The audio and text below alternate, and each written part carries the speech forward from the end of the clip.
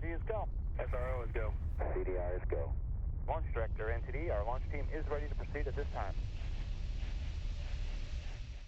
Hey everyone, I'm Synthex. Welcome to my crib. This is Legendary Cribs, the show where Azeroth's most creative builders throw open their doors and invite us into worlds of wonder. And a whole lot of, wait, how did they build that? Today's home pushes Legendary Cribs into an entirely new orbit. We're visiting Synthex over at Plot 36 in Founders Point. And what he's built here isn't just a house, it's a freaking rocket ship. Engineered with precision, clever resource management, and over 50 hours of build time. And when you find out he's a former environment artist in the gaming industry, everything you're about to see starts to make a lot more sense. The scale of this build is massive.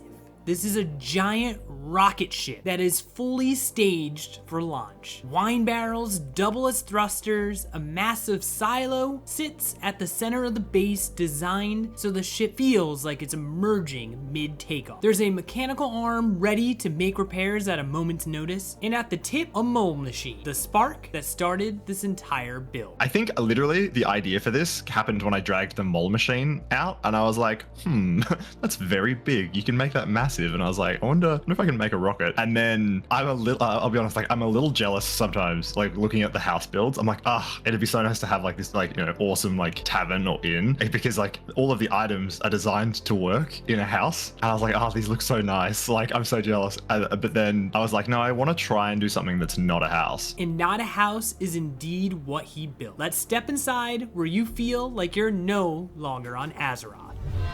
Entry into the ship is instant immersion. We kind of started with just like a kind of simple entrance. I didn't want just like the door, so I kind of reused the mole machine rocket, added a bit of a portal there and some stairs to kind of like start introducing some of the sci-fi elements as you kind of come in here. The living space proves this ship isn't just for show. It's meant to be lived in. Here we have my little kind of living room and hangout space. So this was a lot of fun. I'm a massive audio nerd, love my music, so I made these kind of speakers. I also wanted to do a cool little amplifier, so I made a tube amp. Honestly, probably one of my favorite kind of features, and these will appear throughout the build. And then a bit of TV with a little kind of like lounge area. Sign me up for this space program because your boy is totally down to kick it in this living space. A fun touch, there's a keypad to control opening the doors to the other rooms. It's just decoration though, functionality is not included. Next is the workshop, and this is where Synthex continues to flex his building skills. A forge and quenching tub sit side by side, with a mechanical arm transferring pieces between them. A fully realized workbench features an auto hammer, schematics, toolbox, and a journal to track his building progress. But what's his favorite piece? Favorite piece in the workshop?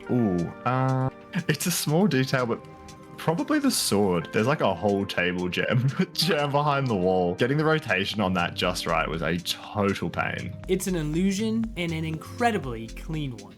Well worth the pain if you ask me. Above, a cargo net provides a little bit of vertical storage, and you've probably noticed it by now, but this is the first time you've seen the window into outer space, created using the deactivated atomic recalibrator. The animated decor moves continuously, giving the illusion that the ship is actively flying. This single choice helps sell the entire build and makes it feel like you're traveling through space. You'll continue to see these windows throughout the rest of the build. Quick pause. If you want your home featured on Legendary Cribs, head to the description, click the link, and fill out the form. Whether it's fantasy, sci-fi, or something we've never seen before, we want a tour. Now the kitchen. And this area is where he had to start creatively merging pieces together to create what he was looking for.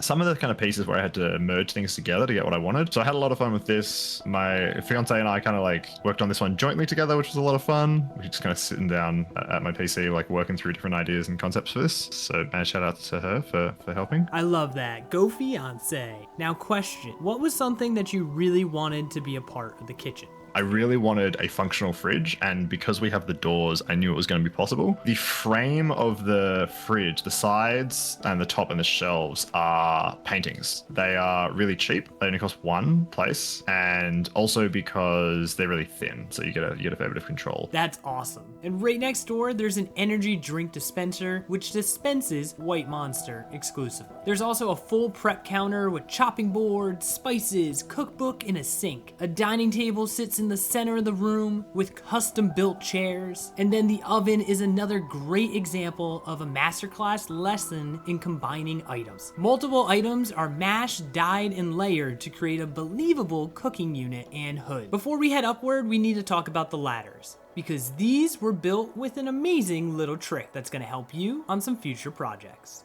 If you're making ladders, I have 2 tips. One is use a spacing object. So figure out the exact space that you can actually go up, and then also use angle object. So I used the little barrel to kind of figure out the spacing. Is this little guy, and figured out that like whatever reason at 82%, which is just kind of because I was using it as a measuring tool. If you place this like kind of on the step there, that's kind of like the space it needed to be. And then for the angle of ascent, there is the Mechagon hanging floodlight. If you scale this thing way up, the actual chord on this is like perfectly straight, so you can use it as a ruler. So I figured out that 20 degrees was about the steepest you could kind of easily manage. This thing I would use to kind of line up the actual steps. It's subtle and incredibly smart, and it's one of those essential engineering wins that could help you on a future build. Climbing up the ladder brings us to a narrow maintenance corridor that leads somewhere special. So this door here, easily the coolest room in the house. I am so stoked with how this turned out. Come on in. This is the cockpit. And then you're in the captain's seat, built specifically for first-person view. Here's my genuine reaction to my first time in the captain's seat. No,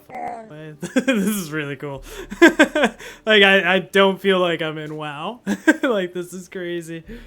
Yeah, I had so much fun with that. Yeah, there's a targeting reticule on the kind of windscreen, and then you got all your controls. And if you look down, you'll see the pedals and the actual flight stick. I wanted something that was going to be green and bright, and I found, that I could use some candles and a couple other bits and pieces, and if you intersect them just right, you could make this really, really cool screen effect that even has like, the little animated kind of scanning effect on the side of the candles there. So yeah, we got a little radar on the right hand side, and then some gauges on the left, not to mention the very important in-flight dumplings on the left there, because I absolutely had to have some little boxing gloves hanging down from the top. Yeah, it was definitely a lot of fun, and super, super stoked with how it turned out. Between the captain's seat, the window, the monitors, and the blue-purple lighting, the illusion is complete, and you absolutely no longer feel like you're on Azeroth. Up the next ladder is a compact storage room. It has extra engines for maintenance, spare parts, and a backup warhead, just in case. That'll be the bedroom, for the sake of the prying eyes of the video. That's my bedroom. We're not going in there. It's where I keep my paintings. Fair enough. Some spaces stay private, even in legendary cribs. Now that we're at the top, tell us about this final catwalk. This is one of my favorite kind of parts of the space, is the verticality of all this. Having essentially be one room that just kind of like goes straight up, and having these ladders, when you look down over it, seeing all the way back down to the first floor was a lot of fun. Being able to kind of stand up here on this catwalk and look down is awesome. It feels exactly how I was hoping it would. It absolutely completes the rocket vibe. The final space brings us back to nature. A greenhouse featuring a vertical garden and a self-watering system. Glass compartments house rarer plants in a climate-controlled interior in there that's sealed in. And you'll notice, very importantly, on the right, I've got my melons. Gus to have my melons. So yeah, this is actually like a little refrigerated kind of cooled component to the room. Refrigerant up the top there, coolant, the actual cooling kind of coming in to the top of those vats there. A desk nearby holds notes and books on botany. Proof that even in deep space, growth still matters. This was a great way to keep the food source on the ship and add a nice splash of life. So I had to ask Synthex, do you prefer sci-fi or fantasy? I love sci-fi, I really do, and I think for like creating a space, it's a lot of fun. But if I had to pick one, it would be fantasy for sure. So like high fantasy in particular. Me too. Now it's time for our previous guest question, where our previous guest leaves our next guest a question without knowing who they are or what they built. And your question is, if options were not so limited, what home exterior would you want your house to have? So I actually do have an answer for this. So on the outside, there's obviously like the rocket, but then there's this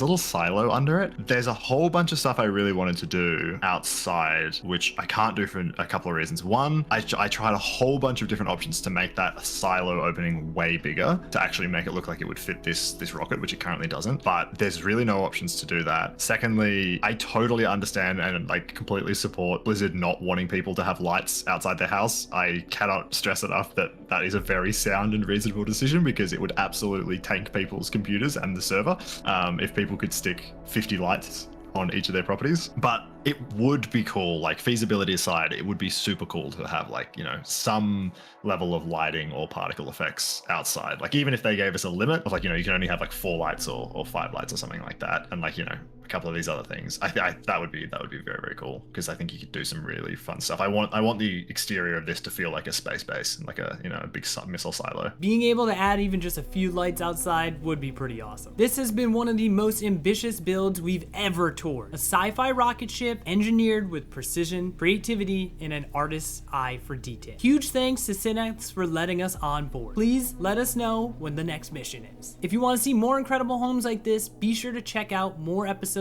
of Legendary Cribs right here on the channel. Until next time, keep building, keep experimenting, and keep Azeroth legendary.